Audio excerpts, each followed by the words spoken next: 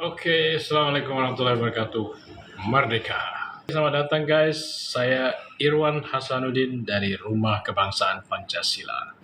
Kita selalu ngomong kebangsaan, oke? Jadi, kebangsaan yang kita mau omongin hari ini adalah tentang moderasi beragama. Apa sih moderasi beragama? Moderasi beragama itu ada kaitannya dengan supaya kita hidup lebih bisa menyatu dengan agama-agama lain ya.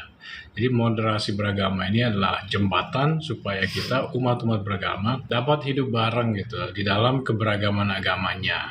Nah, caranya adalah kita harus memoderasi kehidupan beragama kita masing-masing ya. Tugasnya masing-masing, tugas agama masing-masing, tugas para pemuka agama masing-masing untuk melakukan moderasi atau melakukan adjustment, melakukan penyesuaian diri dengan umat-umat yang lain supaya kita dapat hidup bareng di dalam keberagaman agama kita. Kita harus melakukan itu karena kita adalah bangsa Bhinneka Tunggal Ika. Kita adalah bangsa yang lahir, yang terbentuk di Sumpah Pemuda itu ada satu nusa, satu bangsa, satu bahasa. Dalam keadaan seperti itu kita memperjuangkan kemerdekaan kita bersama. Dan dalam keadaan seperti itu pula kita menjadi merdeka. Ketika kita merdeka itu kita lahir sebagai bangsa yang Bhinneka Tunggal Ika guys. Ya, bangsa yang satu nusa, satu bangsa, satu bahasa. Yang kita ini adalah satu keluarga besar. Jadi kalau kita mau mendirikan negara kita, tentu saja kita harus mendirikan negara masyarakat yang beraneka ragam tapi satu kesatuan. Nah, bagaimana sih negara yang masyarakatnya itu beraneka ragam tapi satu kesatuan, tubuh yang satu, satu keluarga besar? Itulah Pancasila guys ya. Nah, cuman supaya kita dapat menggunakan Pancasila itu secara langgeng ya kan, kita harus melakukan adjustment, penyesuaian diri ya, di dalam kehidupan beraneka ragam. Penyesuaian diri dengan yang lain supaya kita tidak kesalahpahaman kita sendiri tentang agama kita, malah kita menjadi konflik dengan umat-umat lain. Ini yang tidak diharapkan. Karena sebenarnya Tuhan sendiri mengajarkan bahwa manusia itu satu sebenarnya. Karena kemanusiaan itu kan cuma satu ya guys. Manusia itu satu karena apa? Karena Tuhan itu Esa. Kalau Tuhan kita Esa, kita berasal dari sumber yang sama. Kita diciptakan oleh pencipta yang sama, itu juga. Ya, sekalipun kita beda agama, beda doktrin. Tapi tentu saja yang menciptakan kita semua adalah Tuhan yang itu juga. Tidak mungkin dari Tuhan yang berbeda-beda. Adapun perbedaan doktrin, ya itu bukan berarti ada Tuhan beraneka ragam Tuhan di alam semesta ini. Tuhan itu tetap itu aja. Nah, doktrin itu kan bukan Tuhan. Ya, doktrin itu bahasa, cuman bahasa. Kita tidak bisa memaksakan doktrin kita kepada umat-umat yang lain gitu ya. Jadi mau nggak mau kita harus saling bertoleransi doktrin. Ingat, doktrin itu bukan Tuhan ya.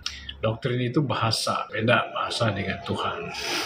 Doktrin itu membahasakan tentang Tuhan, mengkonsepsikan, menarasikan bagaimana konsepsi kita masing-masing tentang ya macam-macam gitu kan. Ada yang istilahnya monoteisme, trinitas, ada yang politeisme, ada yang macam-macam gitu ya. Bagaimana kita menjelaskan tentang Tuhan. Tapi bagaimana kita menjelaskan, menarasikan tentang Tuhan, itu hanya bahasa gitu loh. Kalau Tuhannya sendiri kan itu saja. Nah, itulah sebabnya kenapa kita harus mengadakan moderasi beragama.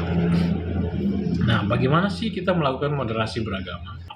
Apakah ada dasar-dasar moderasi beragama di dalam kitab suci masing-masing? Memangnya kehidupan beragama itu dia ada sisi-sisi yang harus berdinamis nggak? Harus ada sisi-sisi yang bisa berubah karena perubahan zaman nggak? Ada nggak sisi-sisi dari agama itu yang harus berubah karena perubahan zaman? Nah, sebenarnya perubahan yang dimaksud adalah bahwa kita semua makin dewasa ya. Perubahannya itu letaknya di sini. Bahwa kita semua makin dewasa. Dalam hal ini, kalau di dalam persaudaraan, kita mampu bersaudara dengan bermacam-macam kelompok dan golongan. Ya, di atas dasar kemanusiaan, di atas dasar saling menghormati, hak azazi, ya kan? Tapi kemanusiaan kita yang adil dan beradab itu adalah kemanusiaan yang berdasarkan pada keyakinan kita kepada Tuhan. Yaitu apa? Keyakinan kita kepada Tuhan. Bahwa Tuhan itu Maha Pengasih, Maha Penyayang. Jadi kemanusiaan yang adil dan beradab yang kita pakai untuk bersatu, ya kan? Itu adalah tentang didasari oleh kepercayaan kepada Tuhan atau kepercayaan kita kepada cinta kasih sebagai jalan untuk mencapai bahagia di dunia dan di akhirat, guys. Kan? Mencapai bahagia di dunia dan di akhirat itu hanya satu cara, yaitu cinta kasih. Ya, di dunia ini apalagi ya, cinta kasih. Kita harus mendasarkan kemanusiaan kita itu pada bagaimana kemanusiaan yang didasarkan pada cinta kasih. Ya, kita harus sesama manusia harus adil dan beradab. Kalau kita adil dan beradab, berarti kita mencintai orang-orang yang atau sesama manusia gitu. Nah, persaudaraan yang berdasarkan cinta kasih ini, kalau di dalam kehidupan kebangsaan kita, bangsa Indonesia, itu Bhinneka Tunggal Ika ya, semboyan persatuan kita Bhinneka Tunggal Ika gitu. Kita adalah bangsa Bhinneka Tunggal Ika. Kita adalah bangsa yang persatuannya itu tidak memandang suku, ras, dan agama. Kita adalah bangsa yang semangat persatuannya itu bahkan walaupun kita beraneka ragam itu bulat mutlak yang dan tidak mengecualikan suatu golongan dan lapisan. Ya, tidak mengecualikan orang-orang yang beragama tertentu misalnya, itu tidak ada. Ya, Bhinneka Tunggal Ika itu berarti semua kita bersatu di atas dasar cinta kasih karena Tuhan. Kita harus bersatu sebagai wujud kita menyatakan bahwa Tuhan itu Maha Kuasa, Maha Esa, Maha Kasih, Maha Penyayang gitu kan. Kan itulah kerennya bangsa Indonesia, guys. Dan di atas persatuan yang berdasarkan cinta kita kepada semua manusia dan cinta kita kepada Tuhan, di atas persatuan yang didasari inilah kita mendirikan negara kita. Kita meletakkan bangunan sosial, kehidupan bermasyarakat, berbangsa dan bernegaranya kita. Sehingga Undang-Undang Dasar 45 kita adalah Undang-Undang Dasar cinta kasih juga, guys, sebenarnya ya. Undang-Undang Dasar yang berdasarkan cinta kasih sayang. Yaitu cirinya adalah kita saling hormat menghormati tadi ya. Saling hormat menghormati hak azazi untuk eksis sesuai dengan corak kita masing-masing, sesuai dengan kelahiran kita masing-masing ya kan. Di dalam kehidupan ini kan. Jadi cinta kasih itu sebenarnya saling hormat menghormati. Milik nyawa menghormati tanah air ya kan, menghormati apapun lah, saling hormat menghormati namanya gitu. Dan saling hormat menghormati itulah sebenarnya tanda daripada kita saling mengasihi satu sama lain. Jadi kalau kita mau mengasihi sesama, khususnya sesama bangsa Indonesia, ya kita harus adil, beradab, saling menghormati agama gitu. Kalau kita menghormati agama seseorang, berarti kita menghormati orangnya dan menghormati agamanya kan. Dan dia menjadi aman gitu kan. Dia menjadi aman, kita menjamin kemerdekaannya karena dia menjadi aman dengan ya segala keberadaannya gitu loh. Itulah letaknya kita kehebatan ya daripada bagaimana kita bersatu dengan Pancasila. Bagaimana kita bersatu dengan jati diri kita sendiri. Ingat guys, jati diri kita itu, tahu nggak? Jati diri kita itu satu Bhinneka Tunggal Ika itu. Yang jati diri kita yang agak yang besar-besar ini ya, yang pokok-pokoknya itu satu Bhinneka Tunggal Ika itu. Karena kita adalah bangsa Bhinneka Tunggal Ika. Kita adalah masyarakat Bhinneka Tunggal Ika. Kita adalah masyarakat yang satu keluarga besar. Kita tidak bisa dibagi-bagi. Kita nggak bisa menjadi negara serikat, nggak bisa menjadi negara federal, ya kan? Kita harus menjadi negara kesatuan. Itulah maksudnya kita masyarakat Bhinneka Tunggal Ika. Oleh karena itu, kita juga kita punya bagaimana kita kehidupan perpolitikan kita, bagaimana kehidupan perekonomian kita itu sangat dipengaruhi oleh bahwa kita masyarakat Bhinneka Tunggal Ika, masyarakat yang satu kesatuan. Oleh karena itu kita tidak boleh saling sikat sikut segala macam itu ya kan, antara satu sama lain itu tidak boleh. Kita adalah bangsa yang luhur ya, bangsa yang satu kesatuan tubuh, yang satu keluarga besar, gak bisa dibagi-bagi, kita jalan bareng gotong royong, dan itu tidak bisa kita berpecah belah kayak gitu. Dan kita walaupun beraneka ragam ya kita gotong royong ya, dengan jalan musyawarah ya, menghormati hikmat kebijaksanaan. Musyawarah artinya kita nggak saling memaksa kehendak. Hikmat kebijaksanaan artinya kita nggak pakai pikiran sendiri gitu loh. di dalam ingin memutuskan suatu perkara di dalam kehidupan bersama. Kita harus pakai hikmat dan kebijaksanaan, yaitu pakai jati dirinya kita, ya kan? Bagaimana kita lahir, puncak kelahiran kita di proklamasi itu, kita lahir sebagai apa, itulah jati diri kita. Kemudian ada kebijaksanaan untuk mengakomodir jati diri tersebut, yaitu Pancasila. Gitu ya. Pancasila itu adalah kebijaksanaan yang kita pakai untuk mengakomodir jati diri kita. Jati diri kita sebagai Indonesia, yang pertama satu nusa satu bahasa, Bhinneka Tunggal Ika, itu yang pertama. Yang kedua adalah kita adalah rakyat yang berdaulat.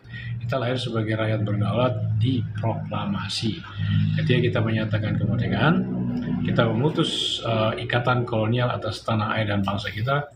Di saat itulah kita menjadi rakyat yang berdaulat, mengambil alih, ada terjadi perpindahan kekuasaan secara automatically di situ oleh pernyataan proklamasi, ya kan?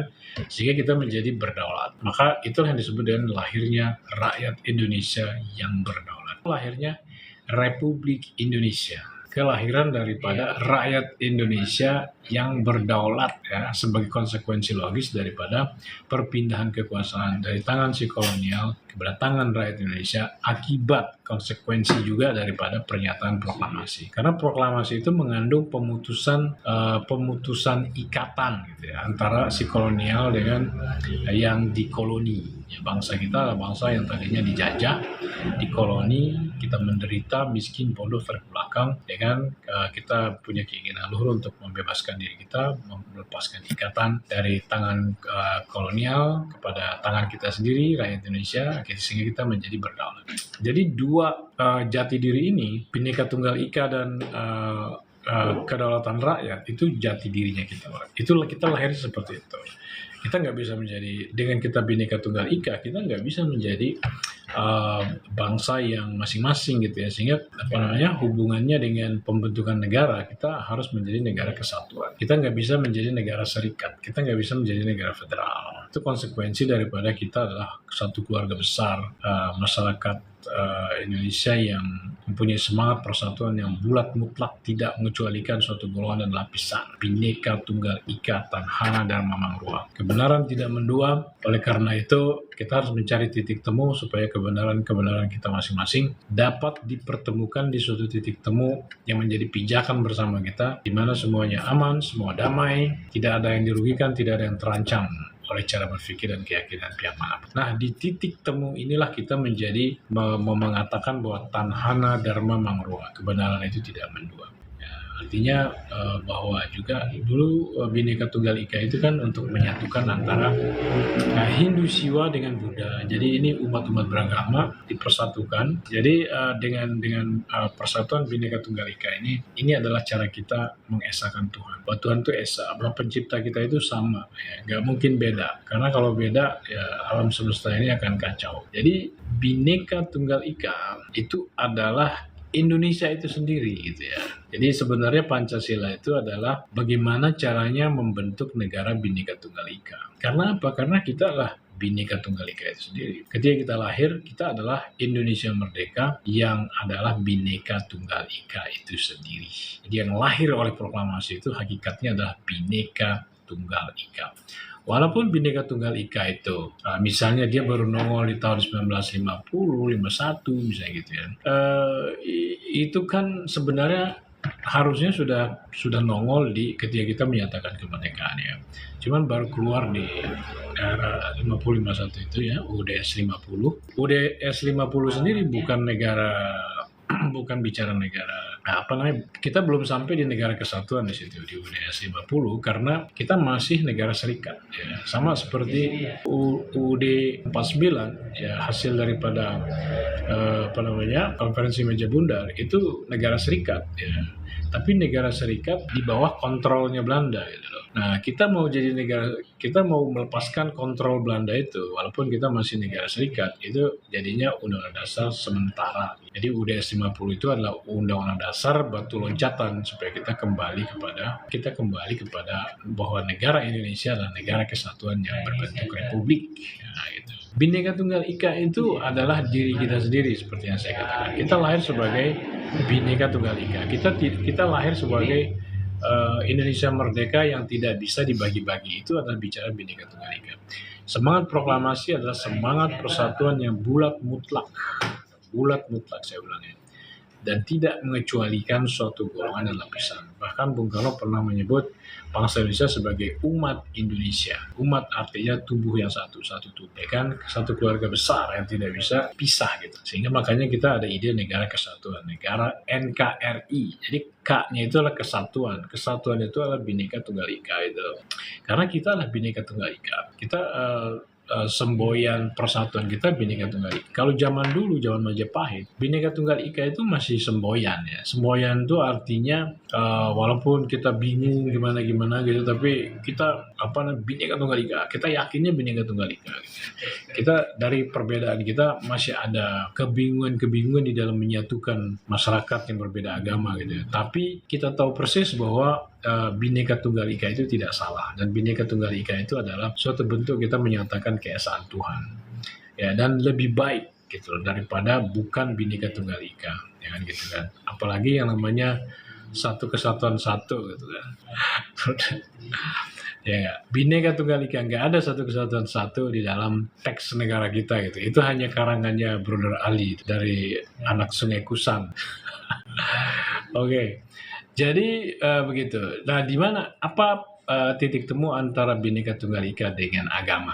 Karena kan kita harus moderasi beragama nih, ya kan, kita harus artinya cara kita beragama itu harus menyesuaikan diri dengan kelahiran kita sebagai Indonesia yang satu nusa satu bahasa, tepatnya Bhinneka Tunggal Ika gitu ya, terkristalisasi menjadi Bhinneka Tunggal Ika. Jadi Pancasila itu untuk membineka tunggal ikakan negara Indonesia merdeka gitu loh. Jadi Pancasila maksudnya karena kita ini masyarakat Bhinneka Tunggal Ika, kita lahir sebagai masyarakat Bhinneka Tunggal Ika, kita lahir sebagai bangsa Bhinneka Tunggal Ika. Bhinneka Tunggal Ika memang sudah ada sejak dulu pada diri kita. Nah, walaupun dulu kita di zaman Majapahit itu belum bisa berjalan karena masih budaya imperialisme dan kolonialisme. Ya, budaya musuh-musuhan, penaklukan pendudukan, dan itu menjadi keseharian daripada kehidupan kebangsaan dimanapun di atas dunia ini.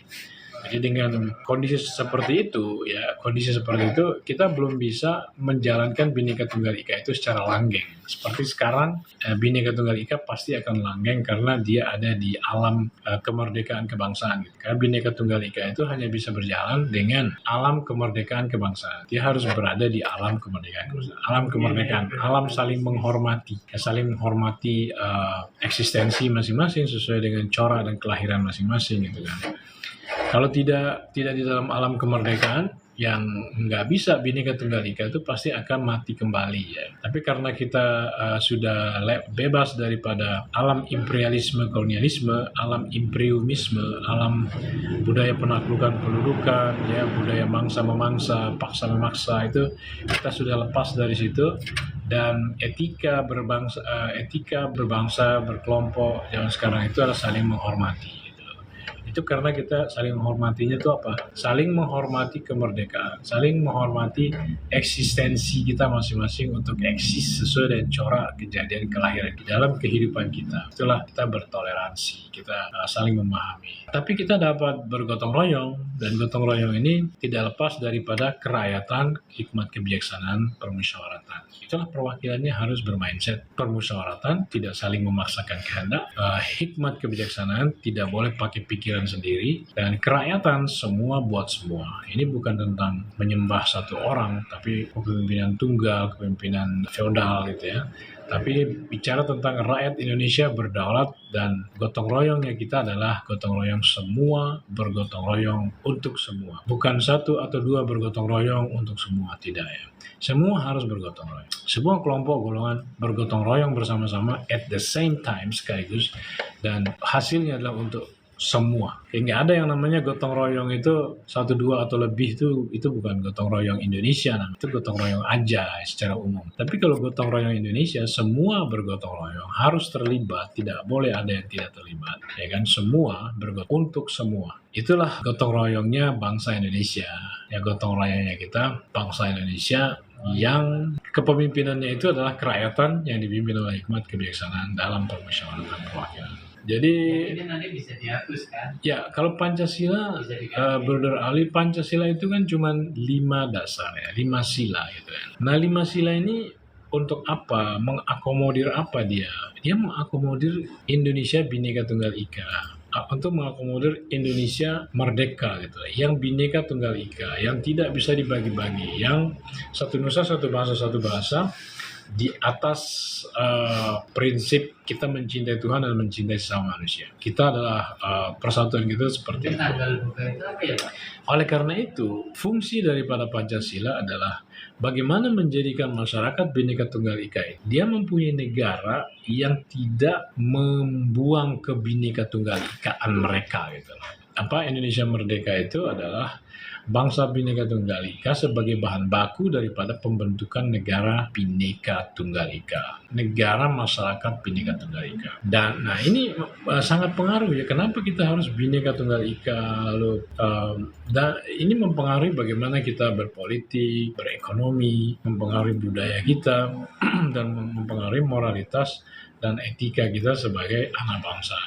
Bicara Pancasila salah, bicara proklamasi salah, bicara NKRI ya, Bro Ali ini dia memang punya mindset sendiri gitu kan, bahwa Pancasila itu dia bilang untuk mendirikan negara imperium NKRI. Kalau saya bilang imperium dan NKRI itu nggak nyambung. Imperium itu adalah turunan daripada imperialisme dan kolonialisme.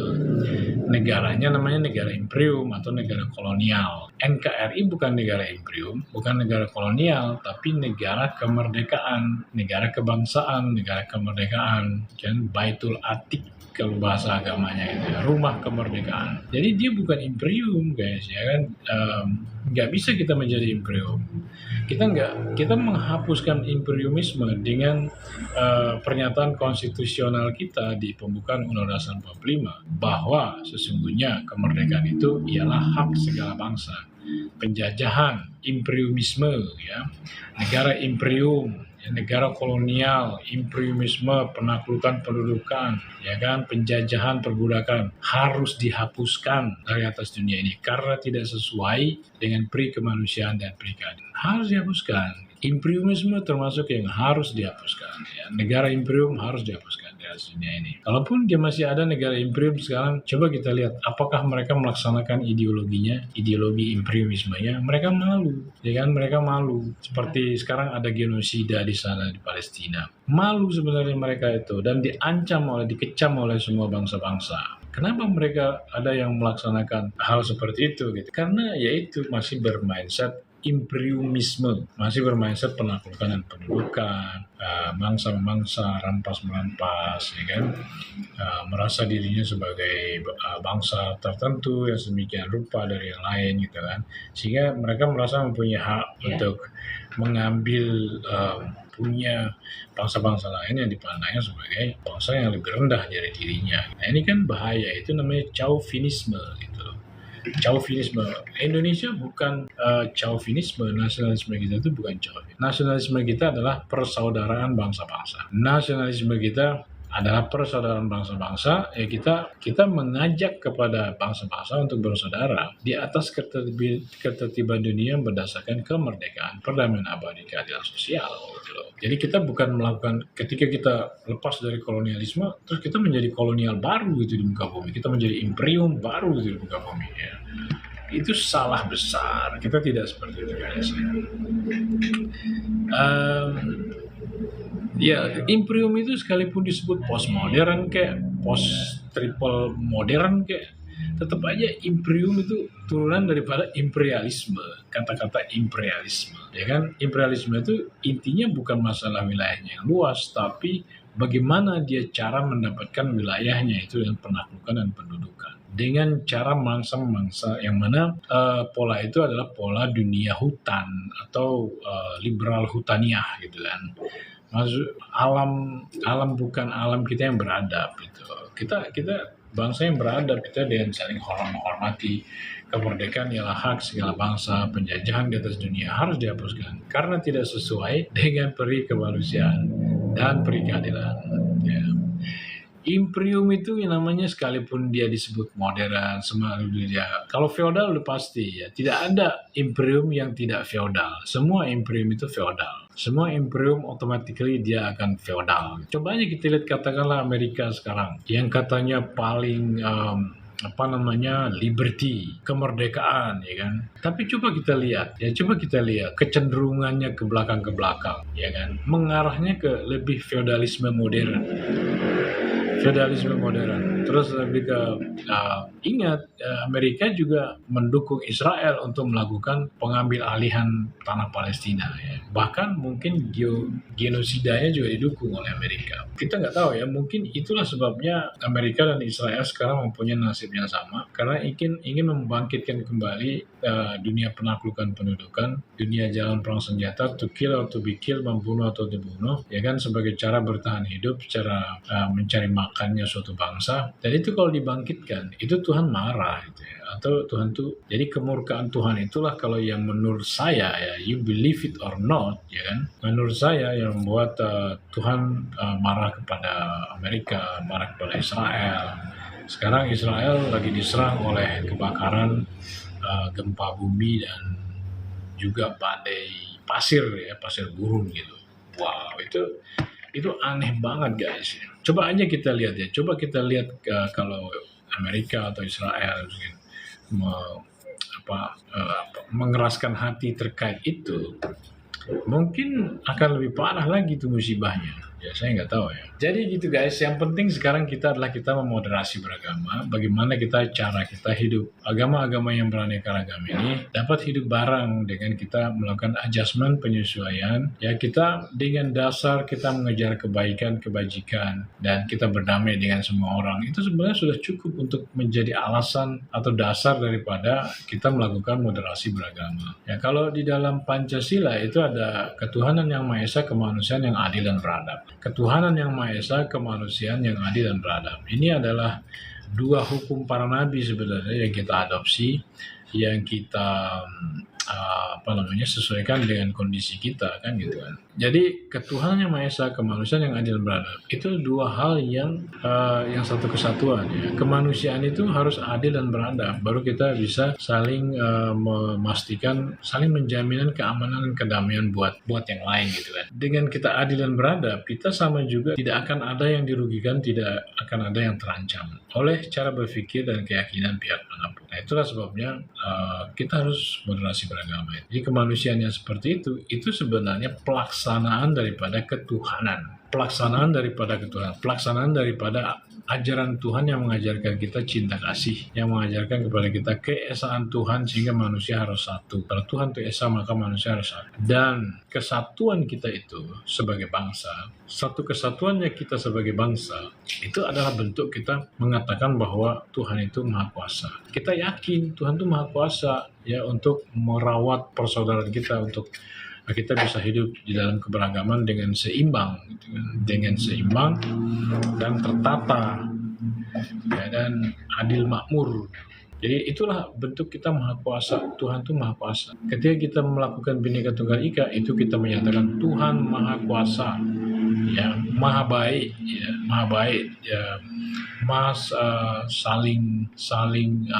Tuhan itu Maha Pemaaf, Maha saling memaafkan, saling bertoleransi, ya. Itu dijalankan oleh kita gitu loh. Ya kan, Tuhan Maha Esa. Kalau Tuhan itu Esa, kita asalnya sama, sumbernya sama dari sana-sana juga. Walaupun kita beraneka ragam, suku ras dan agama, kita diciptakan oleh pencipta yang itu juga yang sama. Kita berasal dari asal yang sama. Oleh karena Tuhan itu Esa. Nah, disitulah letaknya Tuhan itu Esa. Tuhan tidak mungkin sebanyak agama yang ada. Itu yang jelas ya, gitu.